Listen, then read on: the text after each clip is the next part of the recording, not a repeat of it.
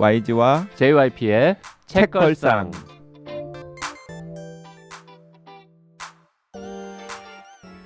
책에 관한 걸쭉하고 상큼한 이야기. YG와 JYP의 책걸상이 찾아왔습니다. YG 강량구입니다. JYP 박재영입니다. 박평 박혜진입니다. 어느새 500회입니다. 진짜 500회군요. 네. 2022년 2월 2일자 방송. 어떻게 500회를 하죠? 그러게 정말 대단합니다. 놀랍습니다. 저기 내가 이 500회 특집과 관련해서 빵 터지는 댓글을 하나 가져왔거든요. 그래요? 네. 햇살고요님 댓글이신데 책걸상 방학을 맞아 그동안 밀린 책을 읽었어요. 왕을 위한 홀로그램 재미있게 반 정도 읽었고 이 책에 대해 크루님들은 뭐라고 이야기하셨는지 복습도 할 겸 방송을 다시 들었는데 이 방송에는 시즌2의 미래가 불분명하여 고민하시는 YG가 있네요. 정말 신기해요. 이걸 시즌 1 때 한 거야 그러면 이 책은? 네, 시즌4 펀딩도 성공하고 방송도 잘 듣고 있는 제가 이 방송을 들으니 그동안 책에서 많이 봤던 미래에서 온 사람이 된 것 같아요. YG님 걱정 마셔요. 이야기해주고 싶고 JYP님 이제 그만하고 싶다 하시면 이미 전원일기 언급하셨다고 알려드리고 싶어요. 전원일기는 내가 왜 얘기를 해가지고 저 너무 웃었어요. 아무튼 저희가 처음에 시작할 때는 한 1년 하겠지 뭐 이런 느낌 솔직히 있지 않았습니까? 1년 정도 진짜. 그죠? 네, 한 1년 정도. 아니 네이버에서 1년치 눈꽃만큼 제작비 준다고 하니까 재미로 한번 해보지 뭐 이렇게 이제 했던 건데. 그리고 지금도 JYP는 시니컬하지만 그때 책걸상에 대한 JYP 입장은 정말 시니컬했거든요. 되겠냐? 이게 되겠냐부터 시작해서 왜 내가 이 아까운 시간에 책을 읽고서 이걸 하고 있어야 되는지 모르겠다. 그랬는데 네 100회, 200회, 300회, 400회를 500회. 넘어서 500회까지 왔습니다. 야, 이건 그것도 중간에 쉬는 타임들이 좀 있었지만 사실 거의 쉼없이 온 거잖아요. 만 5년 넘게. 펑크도 한 번도 난 적 없지 않아요? 펑크는 없죠. 그러니까 약속한 기간 내에는 펑크는 없었어요. 그러니까 잠깐 뭐 한두 달 쉴 때 우리가 쉽니다 하고 쉰 적은 있어도 2번 쉬었죠. 2번. 네, 2번 쉬었죠. 2번 쉬었는데 그 쉰 기간도 뭐 한두 달. 네. 그러니까 작년 재작년에 잠깐씩 쉬었던 거 빼놓고 그 전에 3년은 진짜 쉬지도 않고 쭉 왔었고 그리고 펀딩할 즈음에 재작년에 한 번, 작년에 한 번씩 잠깐 쉰 거 빼놓고는 진짜 펑크 없었고 펑크 날 뻔한 적은 있었어요. 날 뻔한 적은 있었죠. 하지만 그때마다 막 온갖 것들 막 만들어가지고 뭐 어떻게 하여튼 또 우리가 막 급 섭외하고 막 유혹하는 YG 하고 책 처방하고 급 읽고 급 녹음하고 뭐 밤에 녹음하고 급걸상이야 급걸상. 급걸상. 우리 그래도 뭐 일요일 날 녹음하거나 뭐 그런 적은 없어요. 다행히. 토요일 일요일 날 토요일 녹음한 적은 일요일은 없었던 안 것 같아요. 했는데 밤에 한 적은 몇 번 있죠. 왜냐하면 토요일 일요일 날 녹음하는 건 뭐 JYP나 YG는 모르지만 스태프들한테 너무 할 짓이 못 되잖아요. 근데 이게 제가 옆에서 보니까 이게 중간에 없어지는 경우가 대체로 읽는 것 자체가 너무 힘들잖아요. 근데 그걸 계속하는 게 어렵고 그게 처음에는 이제 쌓여 있는 것들이 많잖아요. 근데 이걸 옛날에 읽었던 옛날에 읽었던 것도 많고, 근데 이걸 이렇게 계속 풀어나가다 보면 계속 채워야 되는데 그게 너무 어렵기 때문에 지속하는 게 어려운데 JYP, YG 이 책걸상은 일단 가장 어려운 그게 좀 충족이 되는 것 같아요. 계속 읽고 뭐 120권씩 1년에 계속 읽어 대신이 이거 풀어내야 되잖아요. 인풋이 계속 있는데 아니 박평도 그 정도 읽지 않아요? 더 많이 읽잖아. 저 모르겠어요.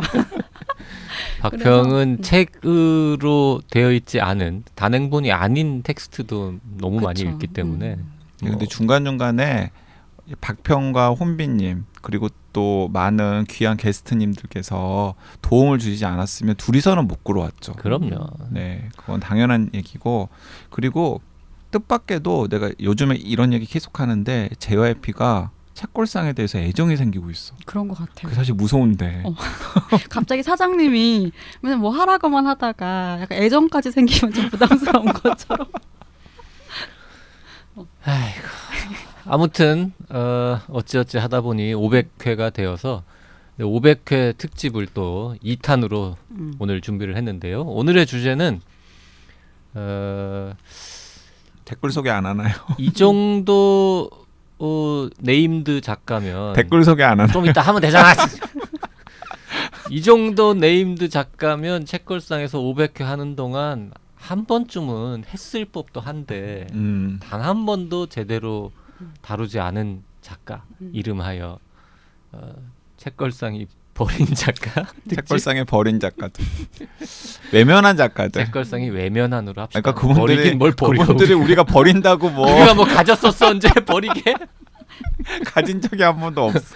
책걸상이 외면한 작가 특집. 그래서 어떤 분들이 있었고 왜 우리가 방송을 못했었나 약간 좀 캐주얼한 변명 이런 걸 좀 해보는 시간을 갖도록 하겠습니다. 아, 그 버렸다고 하니까 완전히 요즘에 YG가 꽂혀 있는 드라마 있거든요. 거기에 또 그 버린다의 가슴 아픈 그의 우리는 그의 말씀하시는 우리는, 거군요. 네. 너무 맥락이 아니 가졌으니까 버릴 수 있는 거잖아. 그의 우리는 안 보시는군요. 아직 못 보고 있어요.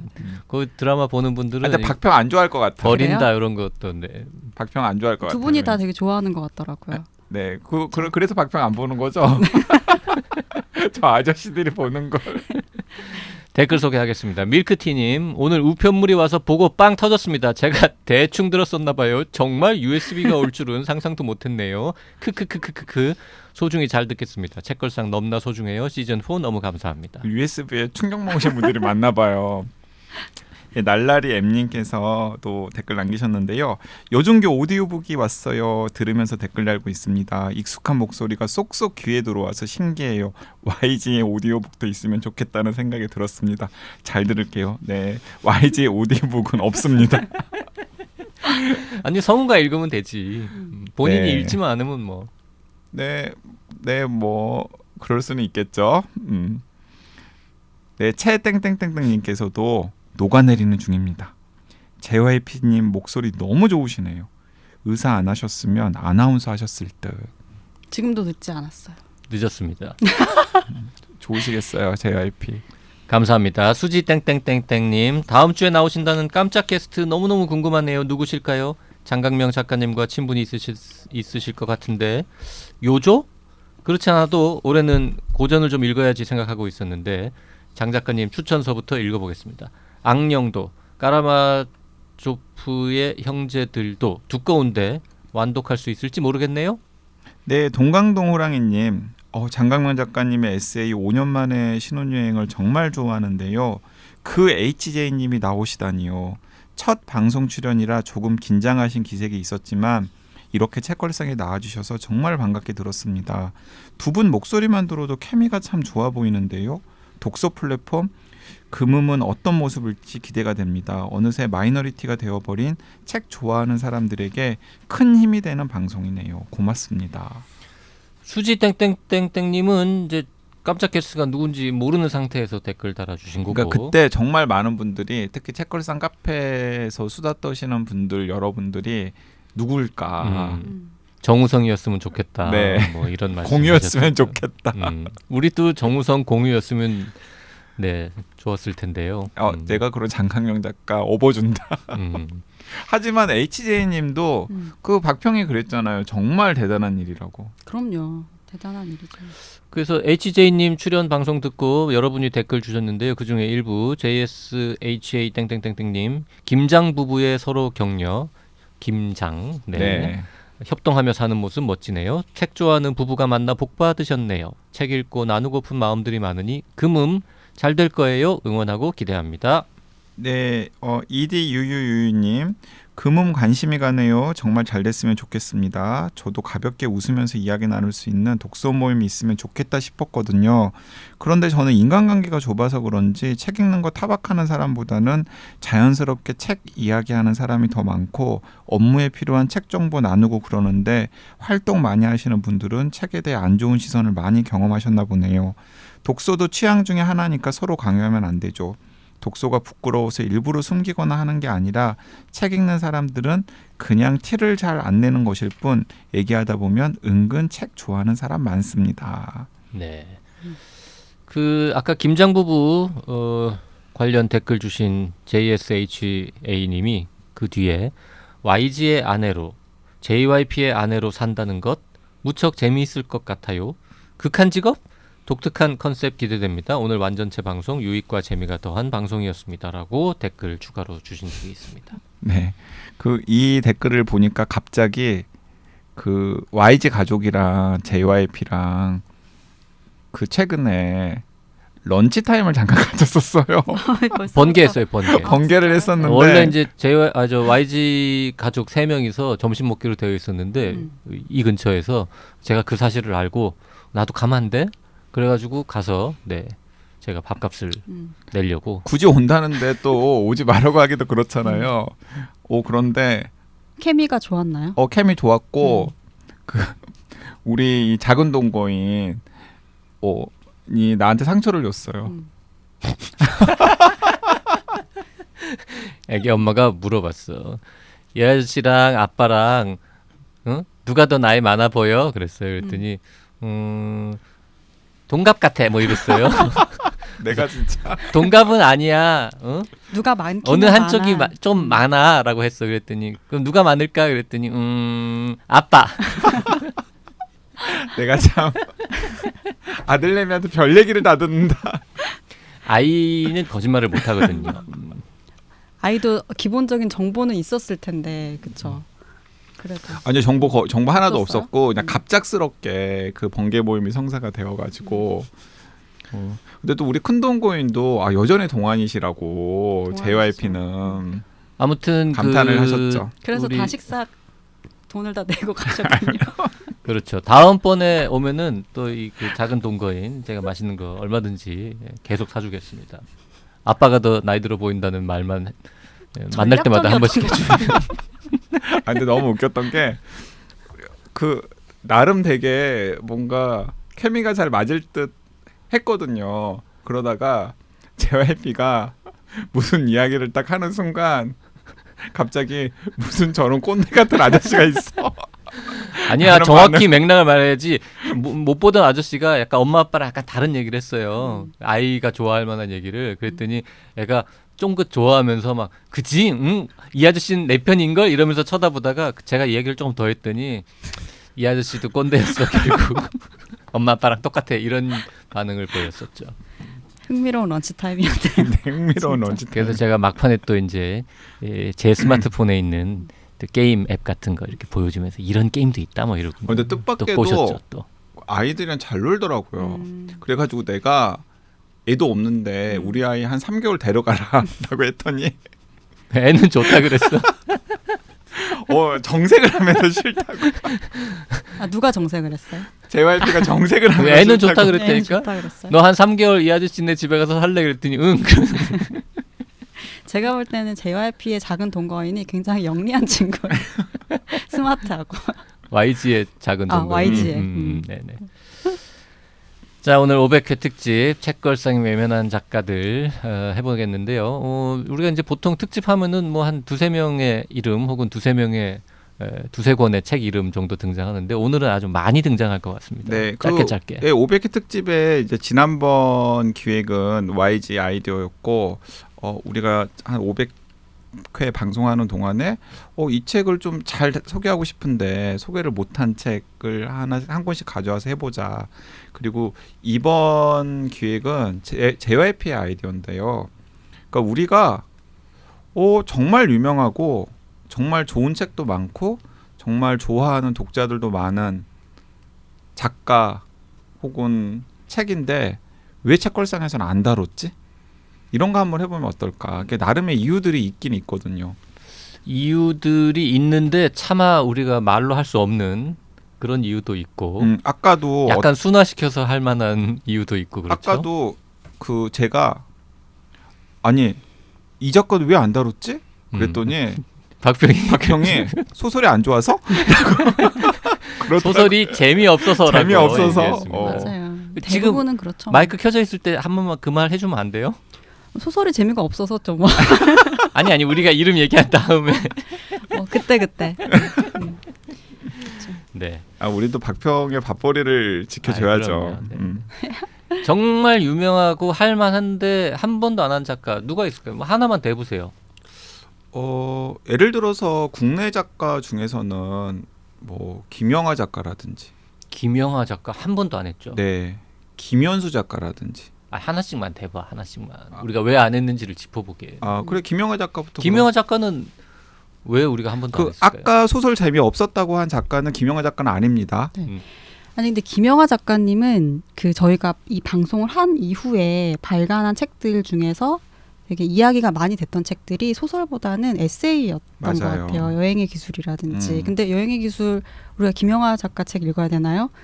우리 JYP가 여중기 있잖아요. 읽어야 되잖아요, 그러니까, 우리는. 맞아요. 그러니까 이제 겹치죠. 그래서 우리의 선택은 JYP 쪽으로 가는 거죠. 그리고 소설도 있기는 했지만 그 김영하 작가의 대표적인 어떤 그 문학적 성취라든지 개성이라든지 이런 거를 보여주는 신작은 아니었던 것 같아요. 김영하 작가는 가장 대표적인 뭡니까? 뭐 그 살인자의 기억법이 그- 대표작입니까? 근데 대표작이라고 저는 하기에는- 최고의 졸작이라고 생각해요. 그 대표작은 뭐라고 생각해요? 최고의 졸작이 무슨 뜻이죠? 그러니까 가장 나쁜 작품이라고 생각해요. 아, 모르겠어요. 김영하 작가 같은 경우에는 그게 영화로도 만들어졌고 또 이렇게 저렇게 화제가 되면서 많이 팔려서 본인은 어떻게 생각하시는지 모르겠는데 저는 아예 그 어떤 매체에다가 김영하 작가가 이 책에 대해서 굉장히 부끄럽게 생각할 것 같다라는 그 실명으로 쓴 적도 있어요. 그 정도로 저는 그렇게까지 뭐다 그냥 네, 저는 굉장히 아니, 책도 얇고 잘 읽히고 재미있는 설정. 그 책이 얇은 게 지금 가장 중요한. 저는 그 책보다는 오히려 그런 책들이 저는 좋았던 것 같아요. 뭐 퀴즈쇼라든지. 퀴즈쇼 재밌었죠. 네, 아니면 이건 뭐 그 네 글자짜리 그 무슨 빛의 뭐 네, 평론가들은 높은 평가를 안 하지만 저는 그 제국 빛의 빛의 제국. 제국. 그것도 예, 재밌었어요. 빛의 제국도 저는 좋았던 것 같고. 저는 어릴 때 읽었던 책들이 너무 좋았던 것 오빠가 같아요. 돌아왔다도 참 재밌는 그 단편집 책도 아닙니까? 좋았고 뭐 나는 나를 파괴할 권리가 있다. 맞아. 그 네. 책, 그 그러니까 시기에 나는 어. 나를 파괴할 권리가 음. 있다가 사실은 그 대표작입니까? 대표작이라기보다는 김영하 작가가 가장 반짝반짝했을 때 출세작. 출세작이죠. 출세작. 출세작. 예. 지금 쭉 얘기 들어보니까 김영하 작가 책을 한 번도 우리가 안 한 거는 YG가 안 좋아해서인 것 같습니다. 아니 전혀 저는 김영하 작가 되게 좋아했고 음. 그리고 제가 원래 저랑 같이 책걸상 방송 출연했던 게스트 분들 아시겠지만 제가 누구한테 책 사인을 받는 일이 없어요. 그렇잖아요. 그 JYP도 JYP가 굳이 해서 주니까 제가 받았지. 다음에는 안 줄게요 책을 사인은 고사하고. 저는 사인본 작가의 사인본을 받는 경우가 없고 별로 그것에 대해서 의미를 부여하지도 않는데 그 김영하 작가가 90년대 후반에 호출이라고 하는 첫 소설집을 낸 적이 있었을 거예요. 근데 그때 제가 서점에서 아르바이트 하고 있었었는데 김영하 작가가 괜히 들어와 가지고 자기 소설책을 막 뒤적뒤적 거리시더라고요. 매대에서. 근데 얼굴 보고는 누군지 몰랐을 누군지 거 아닙니까? 알았죠.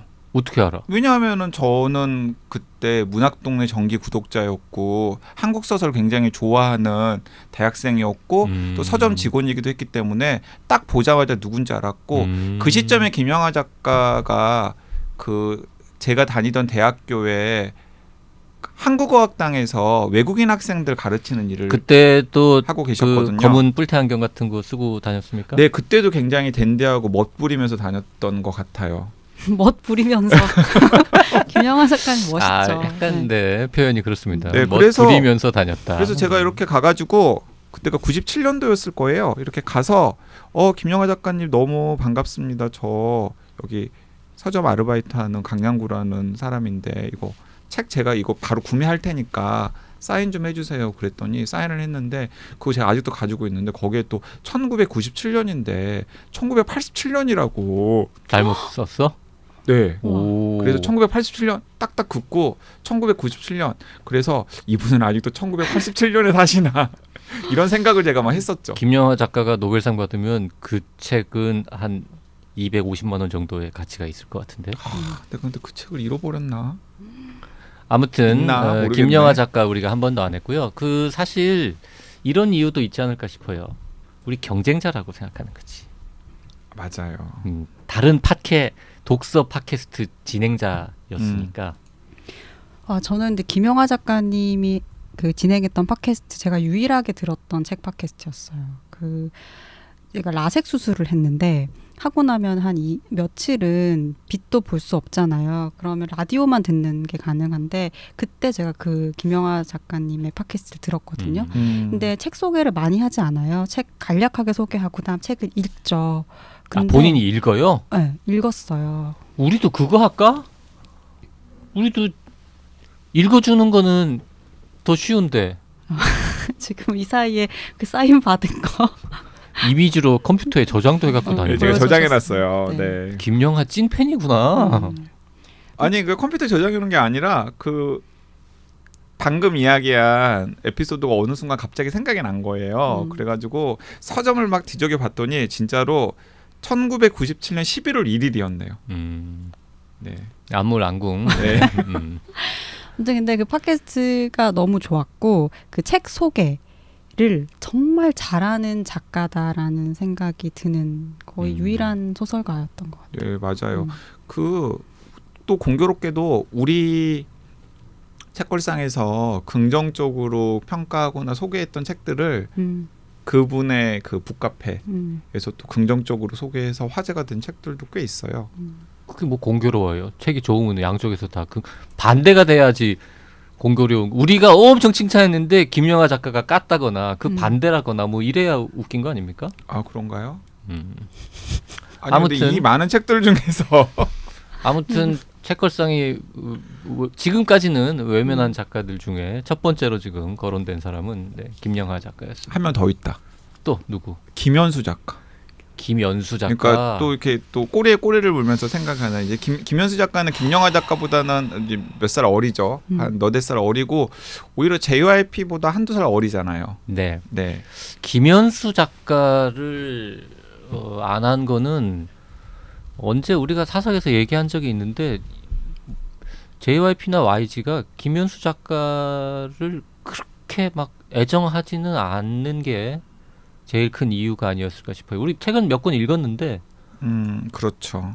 박평님은 되게 김연수 작가 좋아해서 한번 해보자 뭐 이런 얘기를 한 적이 있는데 우리가 좀 시큰둥해가지고 안 다루었던 것 같아요. 제가 대학생 때 가장 인기가 있었던 작가를 두 사람만 이야기해라. 그러면 김애란, 김연수였던 것 같아요. 잠깐만요. 그때 대학생 때 누구에게 인기가 있었는지 네, 이게 중요한 대학생들에게. 문학 전공하는 그 문학 전공하는 대학생. 그러면 그 박평도 뭐 저세계의 끝 세계의 끝 여자 저세계의 끝이 아니라 진짜 끝이네. 저세계의 끝이 세계의 끝 여자친구나 네. 아니면 밤은 노래한다 뭐 이런 내가 거. 누구든 얼마나 외롭든. 근데 사실 저는 그 이후부터는 별로 재미있게 읽지 않았고 굿바이 이상 사랑이란 영화 7번 국도가 이 앞에 책들을 굉장히 재미있게 읽었어요. 그리고 산문이 너무 좋았잖아요. 청춘의 문장들 이런 산문들도 굉장히 좋았고 근데 한동안 김연수 작가 책을 열심히 따라 읽지 않다가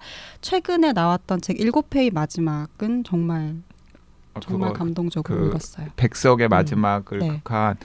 근데 저는 그 김영하 작가도 그렇고 김연수 작가도 그렇고 그분들이 어느 순간에 역사 인물에 꽂혀가지고 그 역사 인물을 극화하는 방향으로 좀 틀었잖아요. 저는 다 그때부터 그분들 소설이 재미가 없더라고요.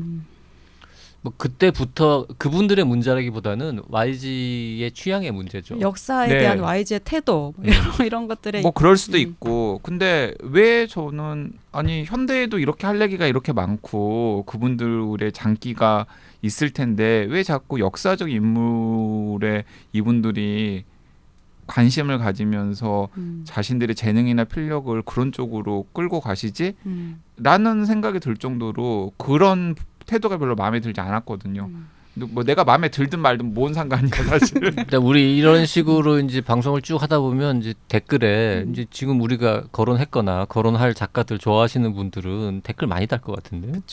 아니 근데 뭐 훌륭하신 분들인데 뭐 우리가 그걸 부정하는 건 아니잖아요. 뭐 댓글도 여러 종류가 나오겠죠. 그래, 나는 그분의 책을 방송하는 걸 듣고 싶다라는 댓글도 가능한 거고. 네. 뭐 YG의 취향에 실망했다. 뭐 이런 댓글도 나올 수 있는 거고.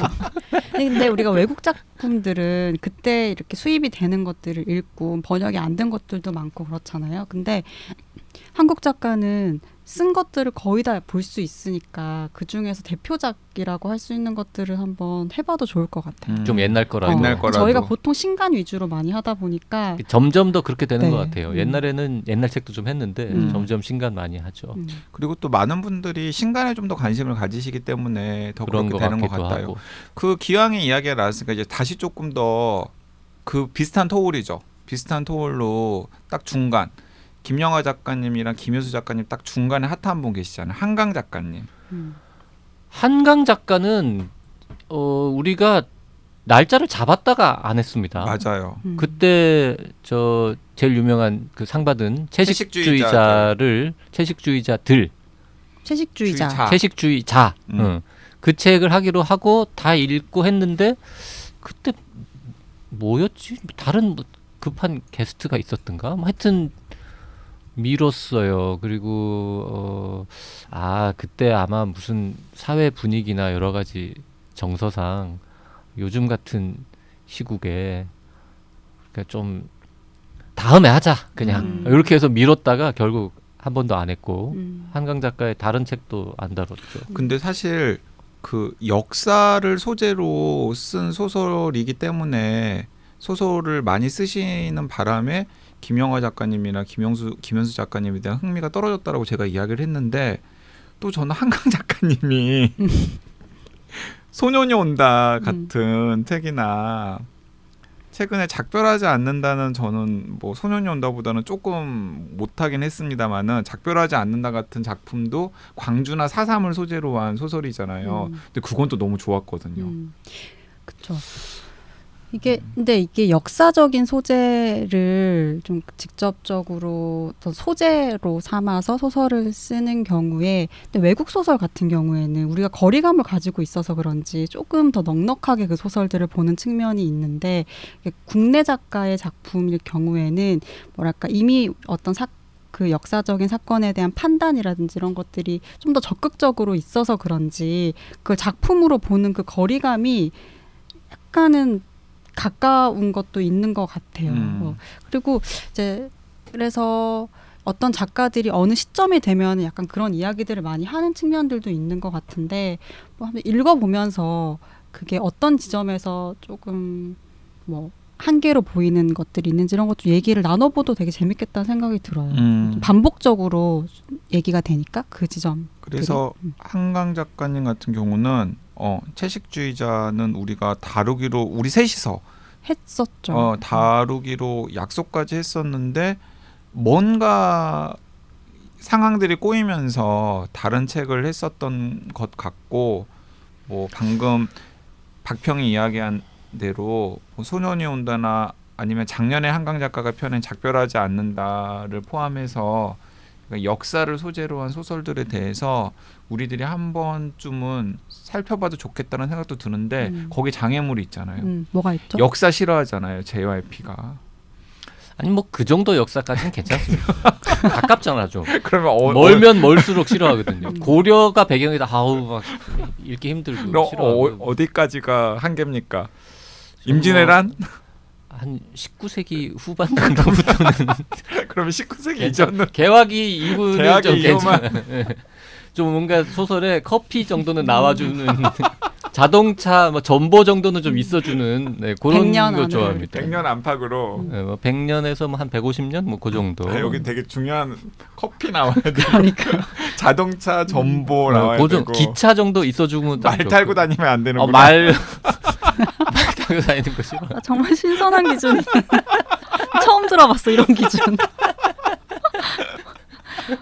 근데 요즘 한국 문학 작품들 이야기할 때 그 역사에 대한 얘기를 많이 하거든요. 근데 저는 그러니까 자꾸 이랬다 저랬다 해서 애청자분들 짜증 날지 모르겠는데 그 한국 작가들 역사적인 소재들 많이 다루잖아요. 근데 어떤 것들은 저 역사적 소재를 다루면은 안 읽게 돼요.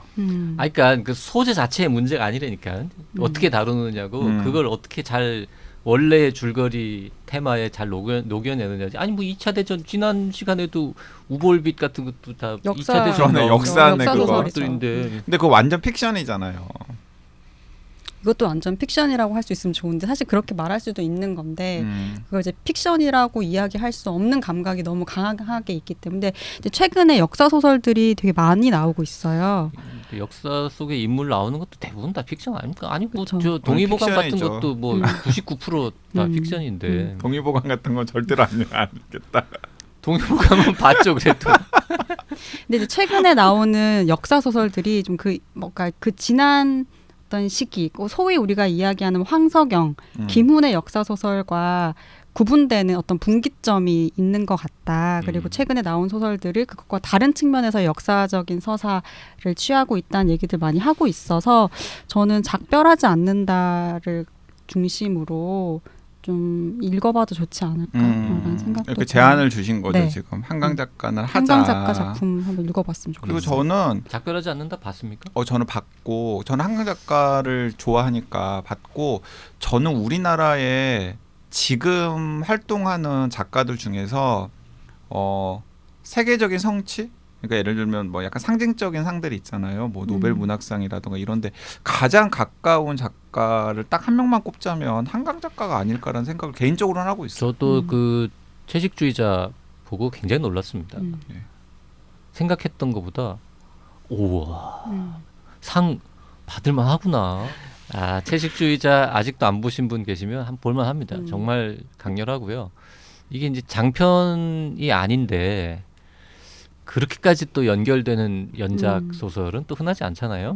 네, 맞아요. 훌륭한 책이었습니다. 그리고 편이 다 강렬해요. 그러니까요. 표제적인 채식주의자뿐만 아니라 그 몇 편의 글을 순서만 바꿔도 완전히 틀이 깨질 것 같은 이런 절묘한 구성의 훌륭한 책이었죠.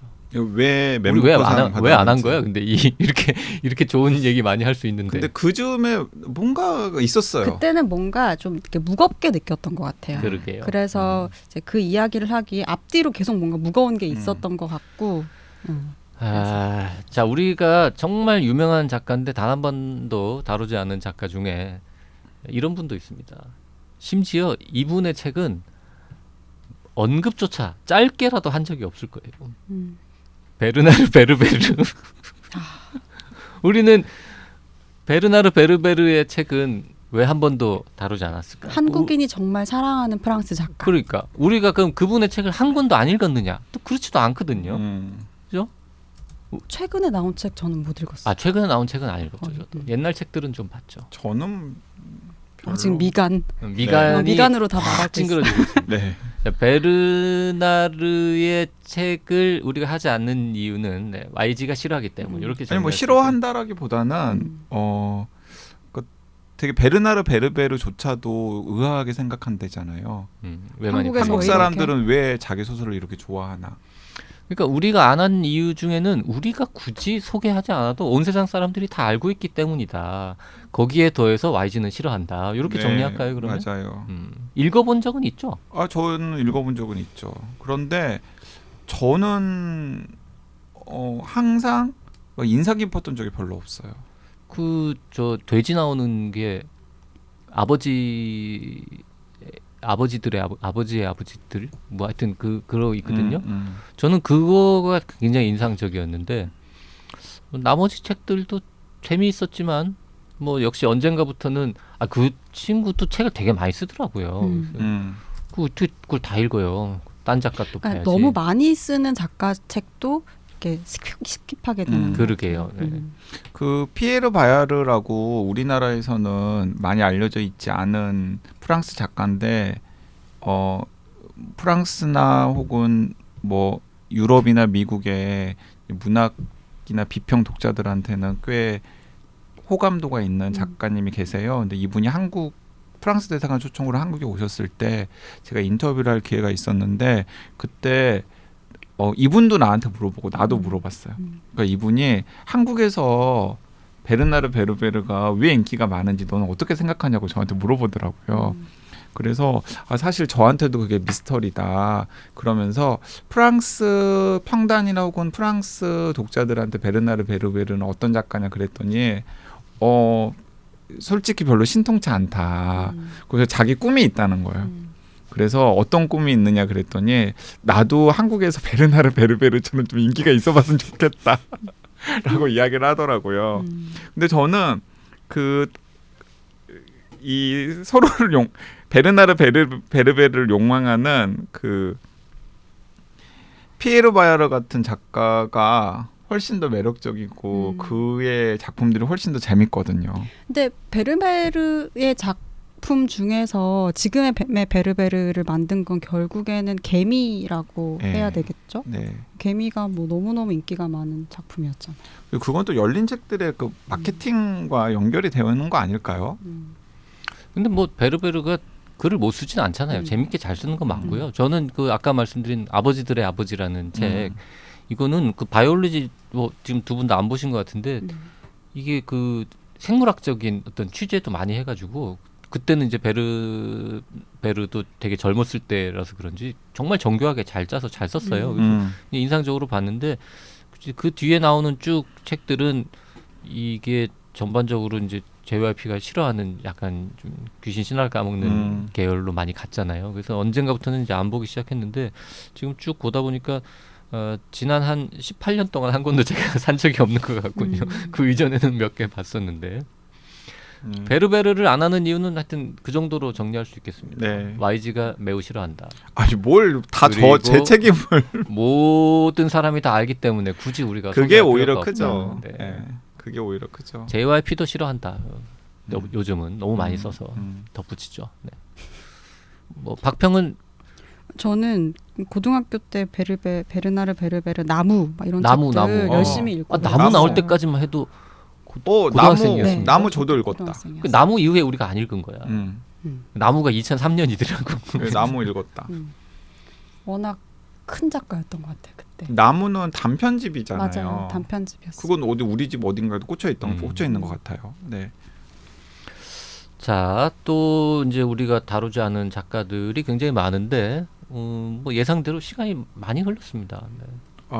역시 뒷담화를 하다 보니까 뒷담화를 하니까 시간이 잘 흐르는 거죠. 지금 우리가 걱정했는데 우리가 한두 번씩 언급해 보자라고 던졌던 이름 나온 작가의 반의 반도 안 했습니다. 지금. 그러니까요. 특히 한국 작가들도 뒷담화 하다 보니까 외국 작가들은 베르나르 베르베르밖에 언급을 못했네요. 이거 끊고 다음 시간에 또 갑시다. 이거 뭐. 그러죠. 네. 네. 500회 특집인데요. 뭐. 이게 무슨 특집이야? 이렇게 하면 안 되는 거예요? 특집이? 아니에요, 맞아요. 어쨌든 이번 회에서 지금 우리가 지금까지 한 번도 안 다뤘지만 꼭 한번 읽어볼 만한 수작으로 나온 거는 이제 채식주의자 나온 거잖아요. 채식주의자. 채식주의자. 그리고 그 한강 작가를 좋아하고 뭐 한강 작가의 작품들을 좋아하시는 분들은 채식주의자만큼이나 소년이 온다를 높이 평가하세요. 그리고 저도 소년이 온다가 너무나 좋았고 이게 역사적인 소재를 또 광주라고 하는 굉장히 무거운 역사적인 소재를 다뤘음에도 불구하고 저는 문학 작품으로서 완성도도 굉장히 높은 작품이라고 생각합니다. 네네. 500회 특집 여기서 마무리하고요. 또 다음 시간에 501회에서 또 찾아오겠습니다. 네, 501회에서 또 500회 특집 하죠 뭐. 그러죠. 뭐. 500회 특집은 계속됩니다. 쭉 계속됩니다. 네, 감사합니다. 감사합니다.